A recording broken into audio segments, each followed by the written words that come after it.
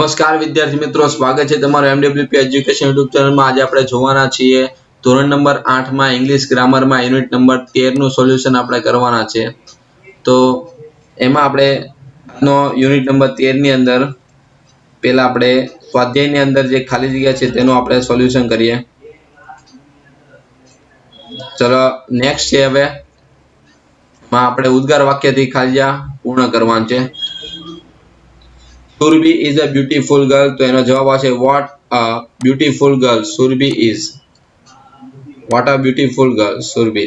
એના પછી બીજું વાક્ય બનાવ્યું છે what a faithful animal a dog is। અહીં ઉદ્ગાર ચિહ્ન મૂકવાનું છે। એના પછી how green the trees are। એના પછી ચોથા નંબરનું વાક્ય છે what a useful trick it was। એના પછી પાંચમા નંબરનું છે how colorful that painting look। એના પછી છઠ્ઠો નંબરનું વાક્ય છે how radiant the sky look। એના પછી છે what an honest girl Asha is। ચલો એના પછી છે how extremely costly the diamonds are। એના પછી છે how nicely Rabada ball। Next દસમું છે what a great creating the dinosaur was।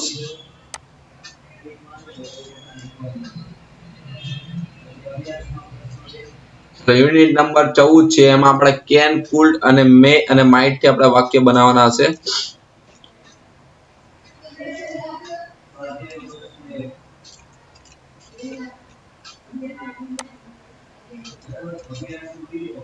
એમાં પહેલું છે can you fly like a bird, તો એમાં જવાબ આવશે no I can't। એના પછી બીજું વાક્ય બનાવ્યું છે no I can't। બીજું વાક્ય છે yes I can। yes માં આવશે તો yes I can અને can your sister cook, તો yes she can।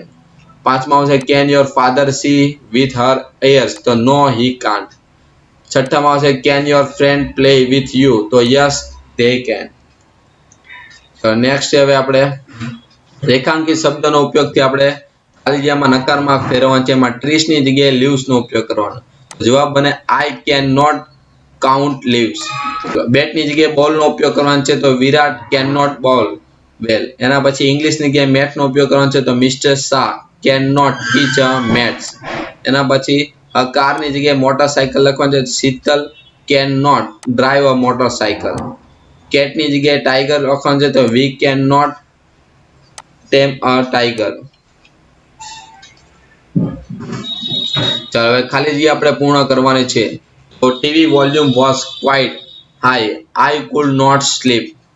એના પછી Viju had not 1000 rupees he could give 500 to his friend।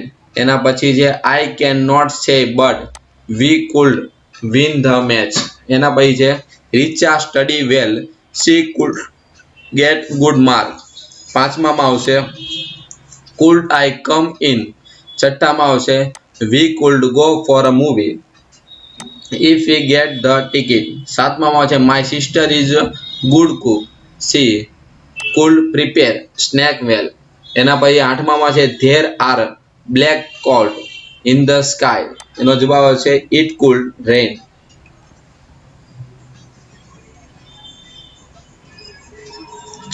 ચલો નેક્સ્ટ યુનિટ નંબર 15 છે એમાં આપણે મોડલ વર્બ આપણે ભણવાના છે। તો એની તમને ખાલી જગ્યા અભ્યાસમાં આપેલી છે।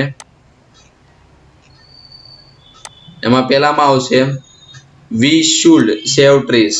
બીજામાં આવશે ફરીદા has kept the top open she should not waste water।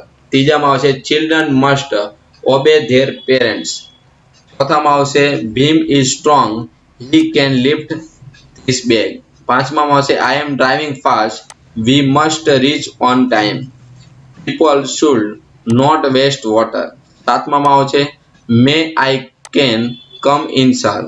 આઠમામાં આવશે Chirag is a reckless driver he must not break a traffic rules। નવમામાં આવશે you are a good player would you coach me। એના પછી છે દસમું that old man hasn't teeth he cannot eat an apple। 11માં આવશે the exam start at 10 am you should not reach after 10. 12માં છે we must not talk loudly in the library. 13માં છે when we were young we would watch film every weekend. 14માં છે Ria is plucking flower, actually she should not do that. અને હવે 15માં છે Mr. Mehta has already taken 2 leaves, the principal may not allow him any extra leaves.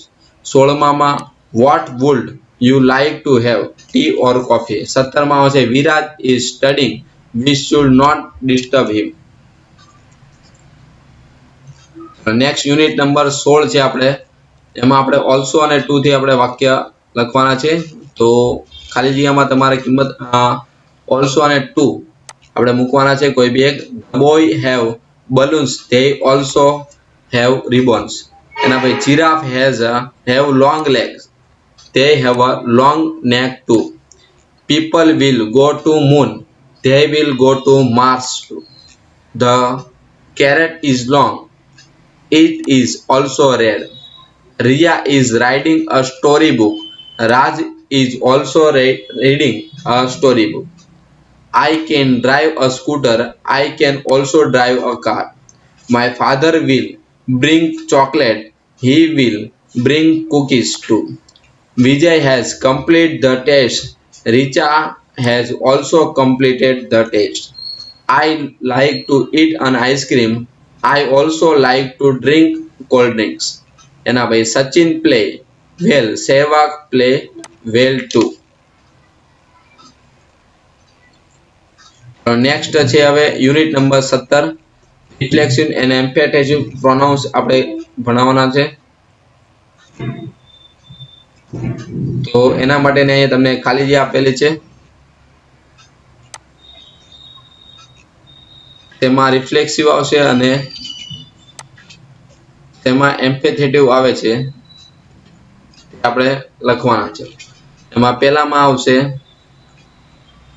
My self લખેલું છે એટલે એમ્ફેટિક pronounce આવશે. ધેમ self લખેલું છે એટલે રિફ્લેક્સિવ. યોર સેલ્ફ એટલે એમ્ફેટિક્સ. ઇટ સેલ્ફ એટલે રિફ્લેક્ટિવ.